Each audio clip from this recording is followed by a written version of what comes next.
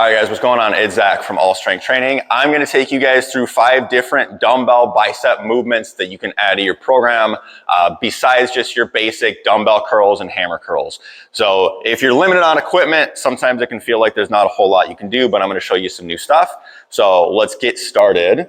So exercise number 1 is called a Zane Curl. So basically what you're going to do on a Zane Curl is I like to do these seated so you're not cheating. You can do them standing too. What you're going to do is you're going to get both dumbbells driven up in the air. So palms up, drive your elbows into your side, and the goal is to keep this top position on one arm. So if you look at my left arm, I'm going to stay at the top, elbow driven to my side while I work my reps on the opposing side.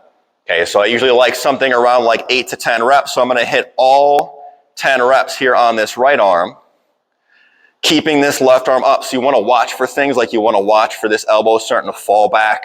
This is going to try to make the movement easier. That's obviously not our goal. So elbow needs to stay pinned here. Keep this weight all the way up while I finish this arm out.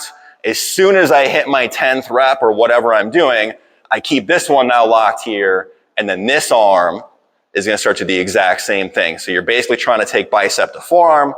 Elbow stays locked completely at your side while you do your work. Once you've hit your final rep on both sides, then dumbbells come down.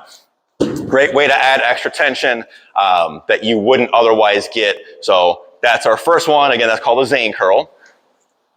All right, so our second one is also going to be something where you could do seated or standing. I like the seated version a bit better. So this is called a Zottman Curl. So a Zottman Curl is going to add some extra emphasis to the forearms. What we're going to do is we're going to be doing a palm up curl on the way up, and then we're actually just going to go rotate the palms down. So we're putting more focus now here on the forearm, and then we're going to do our negative with the palm facing down. The idea here is that we can always lower more weight than we can lift. So you can overload the forearms with a heavier weight than you would do if you were just doing a standard reverse curl, while you're still getting a little bit of bicep when you're curling on the way up. But the way down is going to be pretty much all forearms. So one of the things that we're going to watch out for is when I rotate this palm down, you're just going to turn the wrist as far as it'll go. For most people, you're not going to end up completely getting the palm to face the floor, because usually what's going to happen is your elbows are going to start to wing out like this. So you're just going as far as you can without letting the elbows come off from your side, and then you're going to lower into this bottom position. So this is a fairly segmented movement. So you're going to curl up, pause, rotate, come down, rotate. So we're not twisting in the middle of the movement. There are 2 very distinct parts to the exercise. So I'm going to flex up all the way to the top. I rotate down as far as I can get. I lower into this reverse curl position.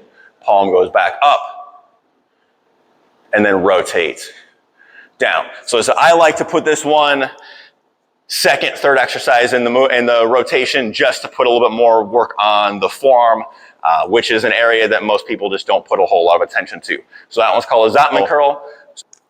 Next movement. This one is basically taking, if you're familiar with preacher curls, or sometimes called Scott curls, we're basically taking these and adapting these to a minimal equipment setting. So all we need for this is an incline bench. So instead of having the actual preacher curl station, what we can do is you can do this 1 arm or 2 arm. My preference, because most benches aren't going to be nearly as wide as your standard preacher curl station, I like to do these 1 arm at a time. Otherwise, you feel like you're just desperately trying to keep both elbows on a fairly narrow pad. So we'll take 1 arm up. If I'm going to put my right arm on the pad, I'm going to bring my armpit up into the top of the pad, so that way I'm super stable and I can't let this arm move. And I like to put the opposing side in the front, just so I'm not tempted to cheat. If I stagger my stance this way, a lot of times what will happen is as you start to get tired, you'll start to turn your shoulder up like this. I want to keep you pretty square up this way, so I just like to stagger the stance. So we're going to flex all the way up, bicep to forearm here, come down, keep the palm up. I want to stop when my arm is at maybe 90-ish% of the way extended. This bottom position, if you take it all the way down, it does put a lot of pressure on the bicep tendon. So we want to avoid, and it's not a super strong position for the bicep. So we want to avoid getting into that very end range in this position. The focus here should be the contraction we can generate at the top. So again, this is essentially a one-arm preacher curl or a one-arm Scott curl. We're just adapting it to be done on an incline bench. I've got this bench set at about 60 degrees. You need it fairly high for this to work. If it's super low, you'll be folded way over. It's gonna be super hard to stay in position without doing a half squat. So that's our third exercise for the day, is the Scott curl. All right, our fourth exercise is gonna use the same sort of high incline setup. So this is an incline curl. So if the Scott curl or preacher curl got our arm out in front of us this way and the focus was more on the contracted position, we're gonna do an incline curl that's gonna take our arm behind the torso. It's gonna put more emphasis on the stretch position. So I'm gonna get myself set here. Like most all of the bicep movements I've shown so far, once we get the upper arm into a position, it needs to stay there while we let the lower arm move. So with none of these movements are we letting this arm come forward and backwards or letting it wing out to the side. Once we get this thing in a spot, we're gonna glue it there and let the lower arm do all the work. So on the incline curl, we're gonna take our upper back against the pad, take the palms up, and I wanna basically almost try to hug the bench with my triceps. Now, depending on how wide or narrow you are, you might not physically be able to touch, but again, I just wanna keep this locked in place. I'm gonna start with the arm fully extended. I'm actually visualizing flexing my tricep at the bottom so I get full extension down here. I wanna emphasize that stretch position. So if you're stopping here, you're robbing a lot of the benefit of this exercise. So if you're stopping at 80 or 90% extension and then coming up here. So I wanna actively extend by flexing the tricep. This gets this bicep to fully lengthen out. And then I'm just gonna, again, take this arm up until bicep and forearm connect with minimal movement going on at the upper arm. All right, so get me back here. So up, extend, flex the tricep, up.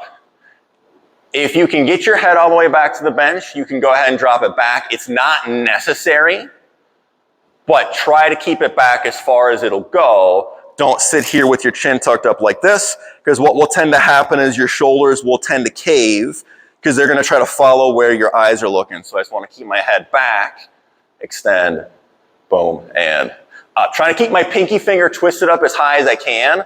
I don't wanna let this turn into like a modified hammer curl. Goal is to keep the bicep pretty much level, to keep the dumbbell pretty much level with the floor. So my pinky finger and my thumb should be roughly the same height. So I'm actively thinking about twisting the pinky finger up to keep everything nice and level. So that's the incline curl. Got one more movement to take a look at. All right. So our last movement here is a spider curl. So we're gonna take a lower incline. So this is about a 30-degree angle here. And what I'm gonna do is I'm gonna go chest down on this so that I'm dropped at an angle. My upper arm is straight up and down relative to the floor. What I want to make sure I'm doing is keeping my arms directly underneath my shoulders. I don't want to let the dumbbells come inside my shoulders down here. If I go into a curl in this position, I'm basically robbing a lot of the tension and the stress that I can get at the top of the movement.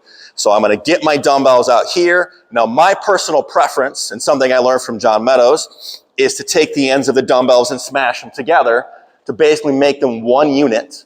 That's also going to give you a little bit of extra work coming off the short head of the bicep. You can do them with the dumbbells separately, but again, my preference is take the dumbbells and smash them together. So my arms are directly underneath the shoulder, and then I'm flexing the dumbbells up to my forehead right here, and then extend down. So again, the work, kind of like the preacher curl, the majority of the work is happening at the top and not the bottom, so I need to make sure I get all the way up. Again, aiming forearm to bicep. Now, one thing, as the weights get heavy, the goal is to bring the dumbbells to your forehead, not your forehead to the dumbbells. So if you start to fatigue and you find yourself going this way, one, you're shortening up the range of motion. Two, you run the risk of hitting yourself in the weight with the dumbbells. So keep your head back, eyes just forward, and take them all the way up. Extend, down. So that's our last movement. That's the spider curl. So if you're somebody who has to train with minimal equipment, home gym, busy commercial gym, or if you just want to add some new movements to your bicep routine, give these a shot. Make sure if you like this stuff, like the video, leave a comment below, let me know what you thought. Make sure you subscribe to our channel, and I will see you guys next time.